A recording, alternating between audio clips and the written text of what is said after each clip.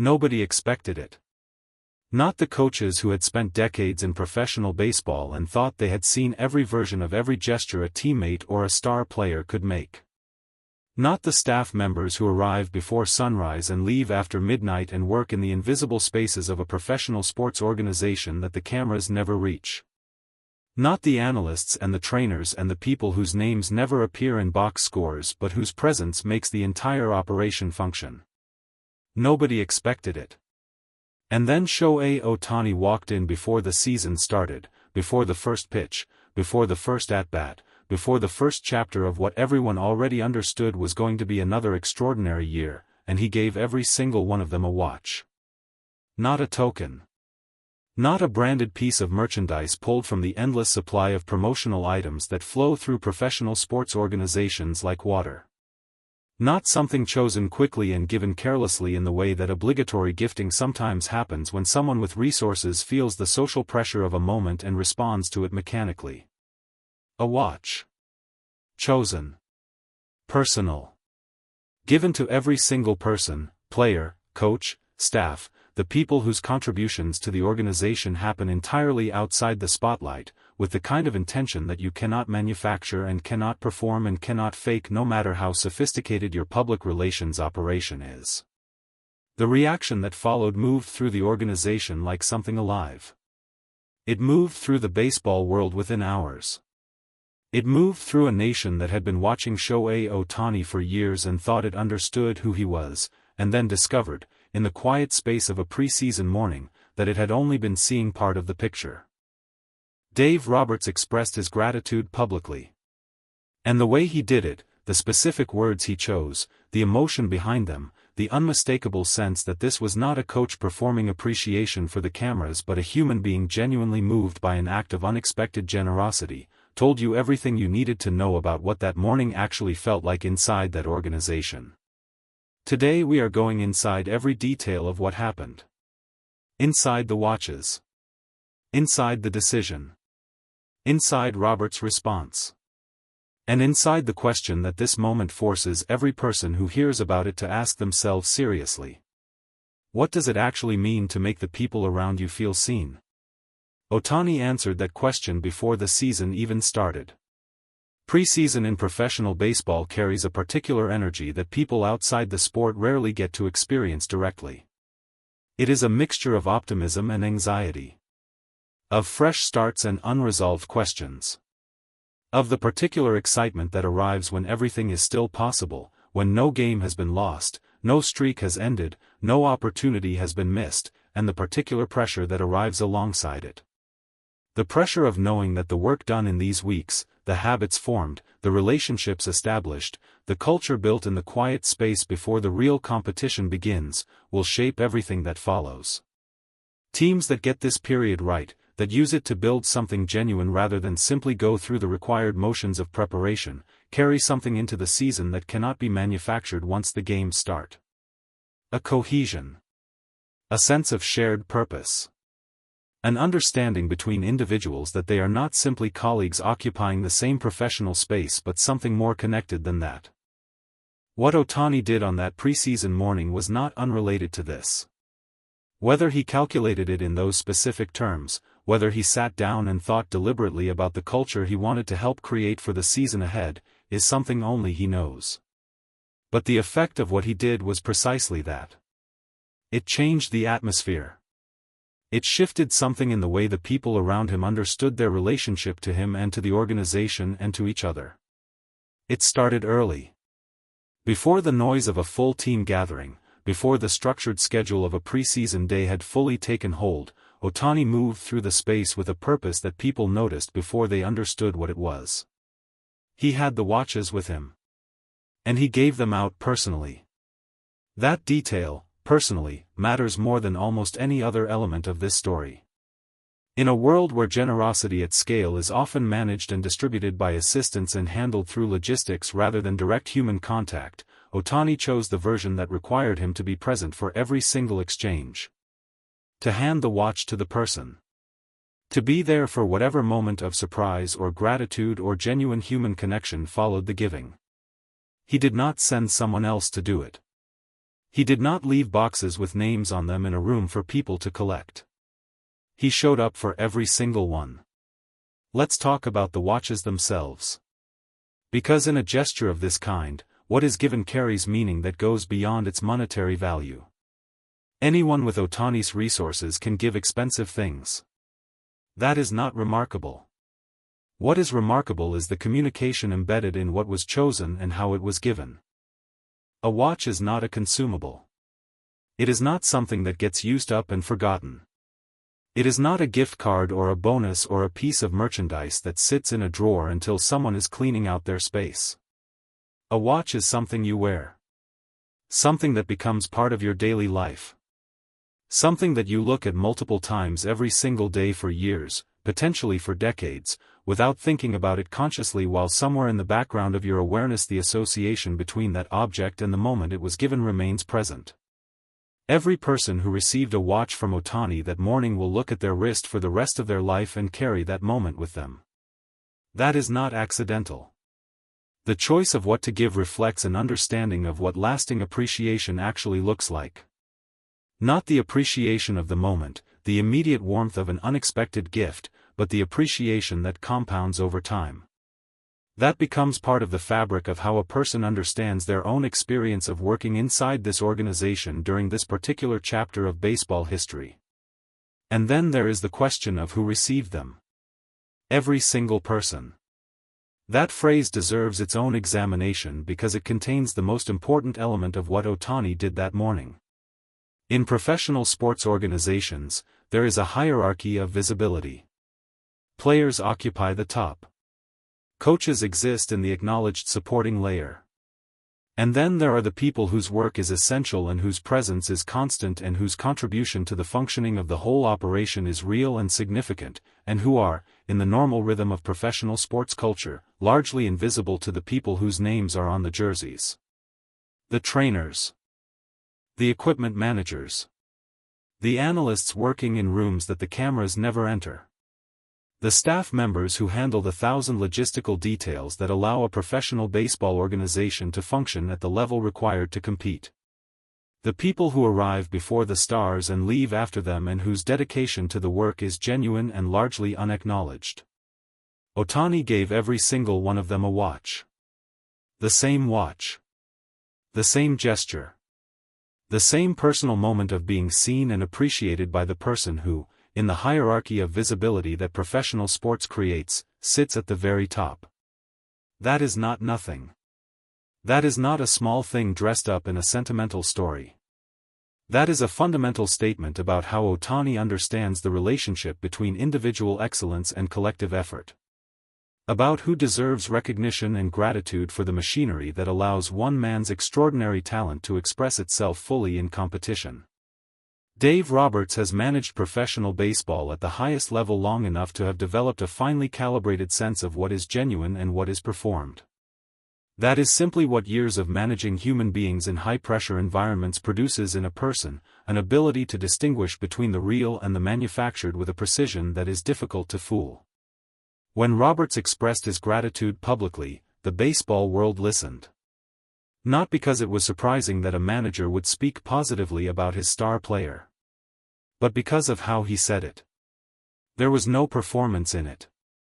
None of the careful, managed, PR-approved language that characterizes most public statements from people in his position about people in Ohtani's position. None of the practiced warmth that experienced public figures deploy when they want to communicate appreciation without actually communicating vulnerability. Roberts was genuinely moved. And he let that be visible in a way that someone with his experience and his composure only does when the emotion is real enough that managing it completely would require more effort than he was willing to spend. He talked about what the gesture meant, not just to him personally, but to the people throughout the organization who had received watches that morning. He talked about the staff members. About the people whose work happens outside the spotlight and whose contributions are essential and whose daily experience of being part of a professional baseball organization is shaped enormously by whether the people at the top of the visibility hierarchy see them or look through them. He said that Ohtani saw them. All of them. Every single one. And for Roberts, who has spent a career understanding that the culture of a team is built in exactly these moments, in the preseason mornings, in the gestures that happen before the games start, in the choices that players make about how they move through the shared spaces of a professional sports environment. That was not a small observation. That was everything. Because teams that win, teams that build something that lasts longer than a single fortunate season, are built by people who see each other. Not just the stars seeing the stars. Not just the coaches seeing the players. But everyone seeing everyone. The full recognition of the full contribution of every person inside the organization. Ohtani created that in a single preseason morning with a box of watches and the decision to give them personally. Roberts understood exactly what had happened. And he was grateful in the specific way that a person is grateful when someone else does something that makes their job, the job of building a culture, of creating cohesion, of making a group of individuals into something that functions as more than the sum of its parts, significantly easier. The story moved beyond the organization quickly. These things do, when the person at the center of them is Shohei Ohtani and when what they have done cuts against the narrative that fame and wealth and the particular pressures of life at the top of professional sports inevitably produce in a person. The narrative that gets produced, not deliberately, not through anyone's specific intention, but through the accumulated weight of how we talk about celebrity and professional athletics and the people who occupy the highest levels of both simultaneously, is a narrative of distance. Of the star who exists in a different world from the people around them. Of the person whose excellence has separated them from normal human connection and normal human obligation toward others.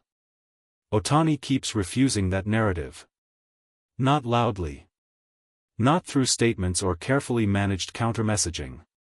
But through actions that make the narrative impossible to sustain. The watches were the latest refusal. And the nationwide reaction to them reflected something genuine, a collective recognition that what had happened that morning was not just a nice story about a generous athlete but evidence of something more important. Evidence that the combination of extraordinary talent and extraordinary character is real. That it exists in this specific person. That it has been demonstrated consistently enough, across enough different contexts and enough different kinds of moments, that it can no longer be treated as coincidence or performance or strategic image management. It is simply who he is. That realization, arriving fresh for many people who were hearing about the watches for the first time, confirming something already known for people who had been paying close attention, produced a reaction that went beyond the normal appreciation for a feel-good sports story. It produced the particular warmth that people feel when something genuinely good is real. When the best version of what a person could be turns out to actually be what they are. When the gap between the public performance and the private reality, which experience has taught most of us to assume is significant, turns out to be almost non-existent. The nation responded to Ohtani's watches the way it did because it needed the reminder that this is possible. That someone can sit at the absolute top of one of the most commercially complex, most intensely scrutinized, most fame-saturated environments that modern life produces, and remain, in their essential character, a person who thinks about the people around them first. There is a practical dimension to what Ohtani did that morning that deserves acknowledgement alongside the emotional one. Culture in a professional sports organization is not abstract. It has real, measurable consequences for what happens on the field.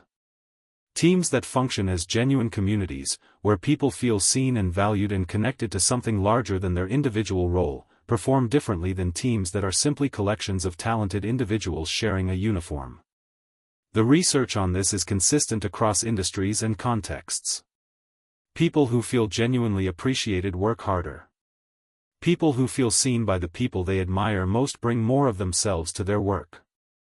People who understand that their contribution matters, not just theoretically, not just in the language of mission statements and preseason speeches, but in the demonstrated behavior of the person at the center of the organization, find reserves of effort and commitment that pure professional obligation does not produce. Ohtani gave every single person in that organization a watch before the season started. And what he actually gave them, underneath the physical object, inside the gesture, in the personal moment of being seen and appreciated by the most extraordinary player in baseball, was the feeling that they matter. That their presence in this organization is noticed. That the work they do in the invisible spaces, in the rooms the cameras never enter, in the hours before and after the spotlight is on, it is seen. It is valued. It is understood to be part of what makes the whole thing possible. That feeling does not stay in the preseason morning where it was created. It carries forward. Into the preparation. Into the games. Into the moments of difficulty and pressure and exhaustion that a baseball season inevitably produces. Into the times when pure professional obligation is not quite enough and something more personal is required to keep going at the level the competition demands. Roberts understood this when he expressed his gratitude. He was not just appreciating a generous gesture. He was recognizing that Ohtani had done something for the season ahead that no amount of team meetings or motivational speeches or structured bonding exercises could have accomplished as efficiently or as genuinely. He had made everyone feel like they were part of something that mattered. And he had done it before a single pitch had been thrown. Nobody expected it. That is where this story started. And it is, in the end, the most important thing about it. Because the gestures that change things, the moments that shift the atmosphere of an organization, that move a manager to genuine public gratitude, that produce a nationwide reaction of warmth and recognition and something close to relief, are almost never the ones that were anticipated. They are the quiet ones.